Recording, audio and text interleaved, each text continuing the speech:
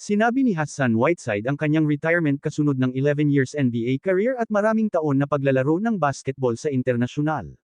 Si Hassan Whiteside ay ipinanganak noong summer ng 1989 sa lungsod ng Gastonia, North Carolina. Sa paglipas ng mga taon, si Hassan Whiteside ay nag-ukit ng kanyang pangalan sa kasaysayan ng basketball na may karera na tumutukoy sa kanyang dedikasyon at husay. Ngayon sa kanyang mid-30s, ang atleta ay patuloy na nakakuha ng atensyon ng mga tagahanga at mga komentarista sa palakasan. Ang career ni Hassan Naim Whiteside sa kompetisyon ng propesyonal na basketball ay isa na minarkahan ng kanyang pisikal na pangangibabaw at ang intriga na sumusunod sa kanyang personal na buhay. Isang dating manlalaro para sa Piratas de Cabredelas sa Baloncesto Superior Nacional, BSN, ng Puerto Rico. Ang mga galaw at milestone ng karera ni Whiteside ay isang paksa ng interes para sa maraming mahilig sa sport. Ang mga pisikal na katangian ni Whiteside, lalo na ang kanyang taas, ay naging sentro ng talakayan.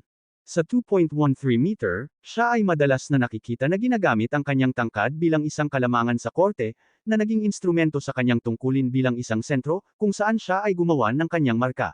Ang kanyang pinakakilalang panahon ay dumating sa Miami Heat, kung saan siya pumirma noong November 2014. Ang kanyang oras sa Miami Heat ay nagpakita ng kanyang mga kakayahan at umani sa kanya ng mga papuri para sa kanyang mga kontribusyon sa koponan. Itinampok ng ESPN ang kanyang oras sa koponan, na kinikilala ang kanyang mga tagumpay at ang paminsan-minsang mga hindi pagkakaunawaan sa korte, na naglalarawan ng mga komplikado ng isang mapagkompetensyang karera sa sports. Kilala si Whiteside sa kanyang mga taon sa Miami Heat, kung saan pinangalanan siya sa All-NBA Second Defensive Team noong 2016 at pangatlo sa Defensive Player of the Year na pagboto. Sa istatistika, ang kanyang pinakamahusay na season ay noong 2016 hanggang 2017 nang siya ay nag-average ng 17 points, 14.1 rebounds, at 2.1 blocks per games. Ang malaking tao na si Whiteside ay nanguna sa NBA sa mga blocks ng 2 beses. Una, noong 2015 hanggang 2016 na may 3.7 blocks bawat laro, at nang maglaon noong 2019 hanggang 2020 na may 2.9 blocks per games. Sa buong karera niya sa NBA, kumita si Whiteside ng higit sa $100 milyon, ayon kay Spotrac. Sa kanyang 9 na season sa pinakamalakas na liga sa mundo, nag-average si Whiteside ng 12.6 points, 10.8 rebounds, at 2.2 rebounds per games.